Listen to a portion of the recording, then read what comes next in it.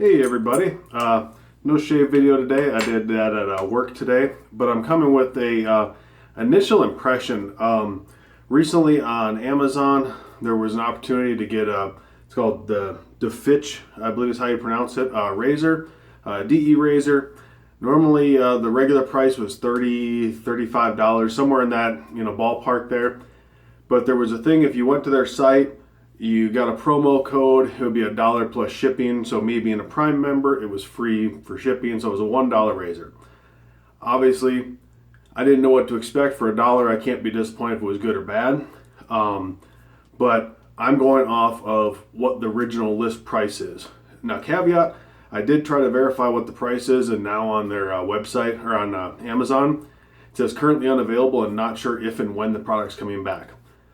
So, yeah, it comes with a pack of these treat blades. Never used them before, so that comes with some blades, stainless steel, made in Pakistan. Nothing fancy, but hey, cool. Comes with this wooden box with little glass top. Really, honestly, it's cheap little wood, but it's not bad. It's something I would be pleased a razor coming in this. It's got nice foam in there, so it would, decent for travel. This could break, obviously. I'd actually probably personally like to see this closed, just for traveling stuff, but it's not bad. It's actually, compared to what some razors come in, yeah, you can see there's scuff marks and stuff, but this, to me, this is a nice touch. Now we'll get onto the razor. We'll go onto the handle. Overall, the handle's good. Getting nitpicky, obviously this doesn't mess with performance, but it goes to attention to detail of the manufacturing. But if you look at the bottom, you'll see how off center, and hopefully it'll come through, but the etching, I don't want to call it stamping, I'm sure it's a laser etch. It's off center on there. It might not be picked up, but it's definitely shifted to this side. Said not too picky, I'm not really going that. And then it probably won't come because just on the way the light hits, there's some knurling issues. It's not bad. It's totally serviceable. Obviously, if this were a razor that was in the $150 mark, $80, I'd be like, no, this handle should be perfect. It's minor stuff, won't affect fit, form, or function, but I can definitely see, you can probably see it right through there. You can see right through there, you can see some oddities and stuff like that. Just something that, with what we begin to expect these days, for that price point, you can get some razors that the quality control is really good. So that's kind of a disappointment to me. Now we'll get onto the head. And this is where the real problems begin. If you look, we'll look at the positioning of the posts. You're going to notice that they're shifted to one side. I think, make sure I'm talking the right way.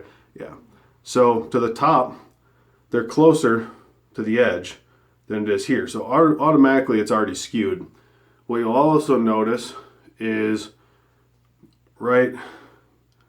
hopefully you can see, on this post here, excuse me, the one closest to the camera, there's I'm trying to get it to focus for you. There's a nice metal lip. It's not really showing up, but believe me, there's definitely a lip. You can hear right there. When I initially put this razor together after taking it apart and trying to put it back in, there was burrs all over it that made it so it wouldn't mate back up. So it's already off center. These burrs, once again, it just shows that it really wasn't quality checked. If you look at the cap, I actually can see it right there. You're gonna see these little spots here. Those are indentations, see it right there. Right there, there's a big one up towards the top. There's another one right down here. So it's quality control after quality control issues. The bottom plate, it rounds off on the ends here. And you can look through the holes here. Once again, nothing's perfect.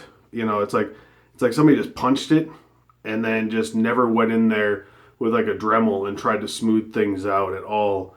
It's just very, very rough. Obviously finish issue right there by my finger. Just overall, just it looks like it was just quickly made. I didn't have high hopes because I should say I didn't have high expectations because I only paid $1, so my expectations were low. But for the normal price point, I was disappointed. The other problem you run into, it's kind of got a wobble to it, and if you hold it up to the light, and this will never get through the camera. But on this side, the light goes through from where the cap and the base plate meet. It's hard to see, but there's a gap there. Then when I come to this side, everything mates up perfect. So it just goes to show that there's so many oddities. I'm gonna put a blade in there just to show you. I honestly don't think I'll be shaving with this. Right now I'm going through my straight razor series anyways. But put in a used blade and just kind of give you a tour there, the blade gap. It definitely has a pretty decent blade gap. We can kind of see some of the warping look to it, the side view. And to me, there's definitely a noticeable difference. This side is got a much more aggressive nature look to it, bigger blade gap. This is a lot tighter. Don't know if that's going to show up or not, but to me that's definitely noticeable, and you can see the off-kilter aspect of the head. So overall, honestly, what I got for $1 is I got a handle that I can use. The head, I was going to piff this away to a friend new to wet shaving. I can't do it. I would never give somebody that razor, especially a newbie. 2 different aggressiveness as a head.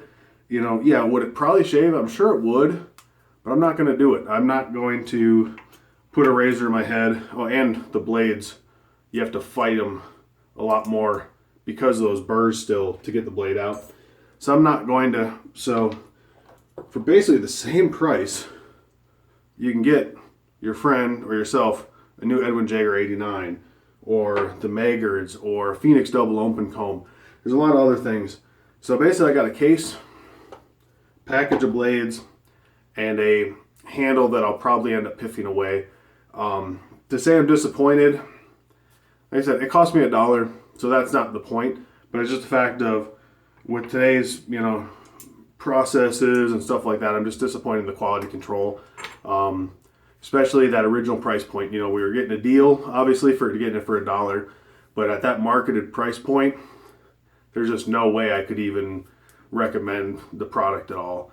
I know there's been some similar issues with people showing plating loss right off the bat and other stuff, but this is just my review of what I saw.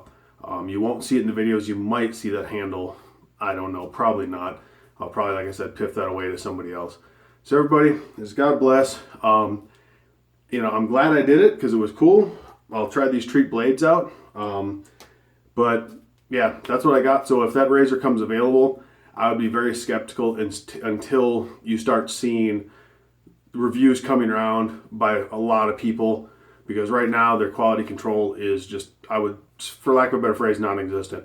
I hope they go back to the drawing board. Maybe that's what the comment was about if or when. Because hey, the more people that produce razors, the better off we are as a community. So keep plugging away, guys. Try to get it right, but please maybe have, I don't know how you're doing it, but maybe have your supplier, I'm assuming you're probably not making them yourself, have your supplier send the razors to you, do a quality control check yourself. That way you know your customers are getting the best product. Everybody, God bless, and I'll catch you tomorrow.